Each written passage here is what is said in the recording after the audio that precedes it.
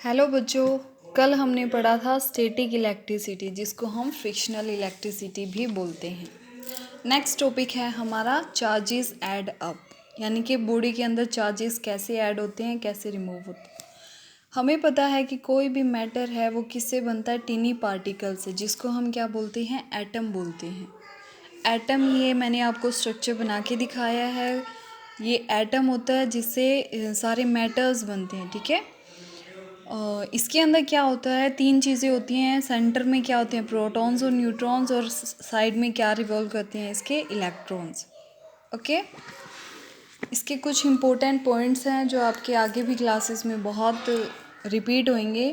First point क्या है, जो प्रोटॉन और इलेक्ट्रॉन्स हैं have electric charge and neutrons have no electric charge. यानी कि जो प्रोटॉन है और जो इलेक्ट्रॉन है, इनके ऊपर इलेक्ट्रिक चार्ज होता है, बट जो न्यूट्रॉन्स होते हैं उनके ऊपर कोई भी चार्ज नहीं होता। नेक्स्ट पॉइंट है हमारा, protons have positive electric charge and electrons have negative electric charge. जो प्रोटॉन है उसके ऊपर हमेशा पॉजिटिव चार्ज होता है, जो इलेक्ट्रॉन है उसके ऊपर हमेशा नेगेटिव चार्ज होता है, ठीक है। ये बात बहुत ही इम्पोर्टेंट है, ये याद रखनी है आपको। जो प्रोटॉन है वो पॉजिटिवली चार्ज होते हैं, जो इलेक्ट्रॉन है वो नेगेटिवली चार्ज होते हैं।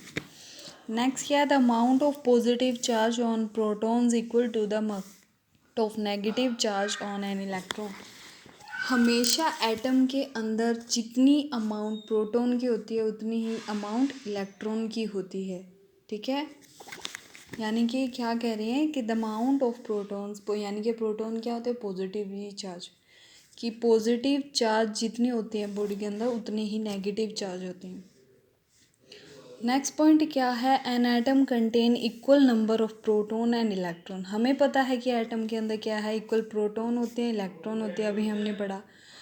तो प्रोटॉन हमें पता है पॉजिटिव होते हैं और जो इलेक्ट्रॉन्स होते हैं वो नेगेटिव होते हैं। पॉजिटिव से नेगेटिव क्या हो जाएंगे, कैंसिल हो जाएंगे। नेट चार्ज क्या रह जाएगा बॉडी के ऊपर, ज़ीरो, ठीक है।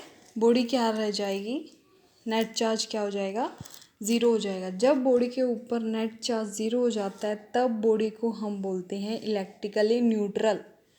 यानी कि जब प्रोटॉन और इलेक्ट्रॉन की अमाउंट बॉडी के अंदर इक्वल होती है, इक्वल होएगी तो वो कैंसिल आउट हो जाएंगी, नेट चार्ज क्या रह जाएगा, ज़ीरो, तब बॉडी क्या हो जाएगी, neutral.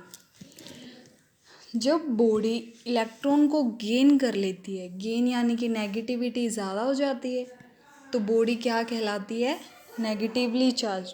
An atom become negatively charged when it gain extra electron.